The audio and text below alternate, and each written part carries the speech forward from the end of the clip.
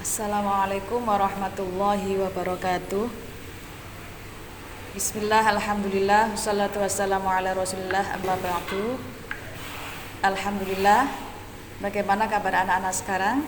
Mudah-mudahan selalu sehat dan tetap semangat mengikuti daring minggu yang kelima.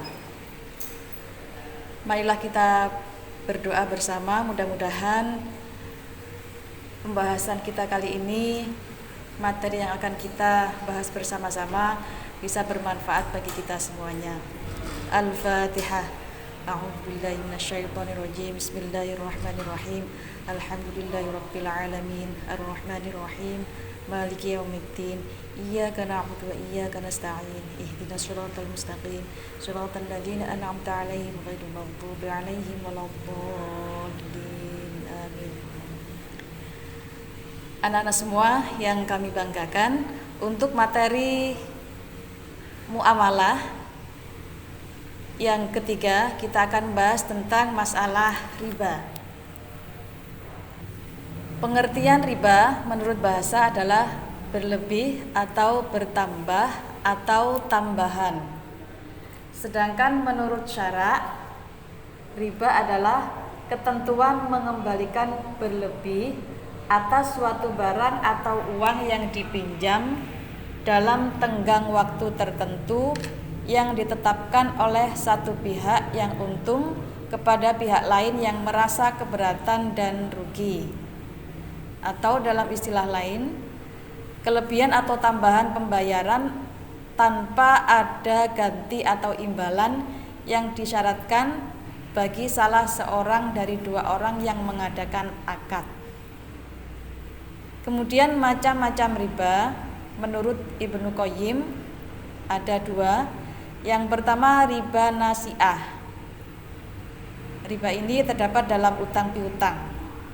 Riba nasi'ah adalah riba yang disebabkan karena adanya tambahan pembayaran berlipat atas suatu utang karena waktunya diundur. Yang kedua riba fadli atau riba samar. Nah, riba ini terdapat dalam jual beli.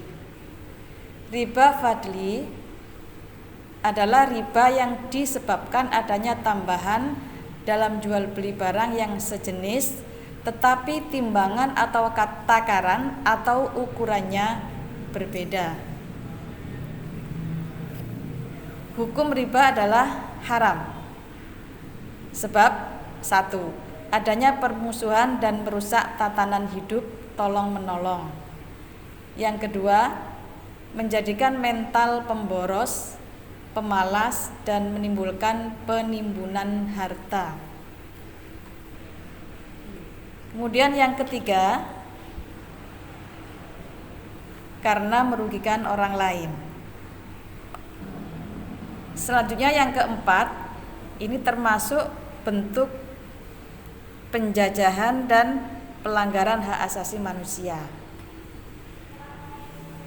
Manfaat diharamkan riba bagi rentenir atau pemilik uang. Yang pertama, dapat selamat dari sikap serakah. Yang kedua, terhindar dari sikap hidup malas. 3, terhindar dari perbuatan aniaya. Yang keempat, selamat dari ancaman Allah Subhanahu wa taala. Kemudian manfaat bagi peminjam. Yang pertama, selamat dari pemerasan yang dilakukan oleh rentenir. 2, terhindar dari siksa Allah Subhanahu wa taala dan laknat Rasulullah sallallahu alaihi wasallam. Yang ketiga, memenuhi kebutuhan hidup dengan tenang. Kemudian manfaat bagi kedua belah pihak, yakni bagi rentenir dan peminjam, dapat menjalin hubungan kebersamaan, kasih sayang dan tolong-menolong, sehingga dapat menimbulkan sikap hidup yang harmonis dan hidup gotong royong. Demikian ulasan singkat tentang masalah riba. Kemudian untuk bab jual beli ini pertemuan minggu yang ke-4 dan ke-5, anak-anak cukup menyimak dan mencatat hal-hal yang penting. Kemudian tugas langsung dijadikan satu. Tugasnya sebagai berikut. A. Jelaskan macam-macam jual beli dan tunjukkan contohnya, yaitu baik muqayyadah, baik sarrofah, baik salam, dan baik mutlak. Kemudian tugas yang kedua, jelaskan macam-macam khiyar dan apa tujuan khiyar. C. Jelaskan bentuk qirot dan tunjukkan contohnya, yang meliputi 1. Usaha sederhana, 2. Usaha modern. Kemudian yang D, jelaskan macam-macam riba menurut Ibnu Qayyim dan tunjukkan contohnya masing-masing. 1. Riba nasi'ah, yang kedua riba fadli. Demikian ulasan singkat tentang masalah jual beli. Terima kasih atas perhatiannya dan mohon maaf atas segala kekurangan dan kesalahan. Wassalamualaikum warahmatullahi wabarakatuh.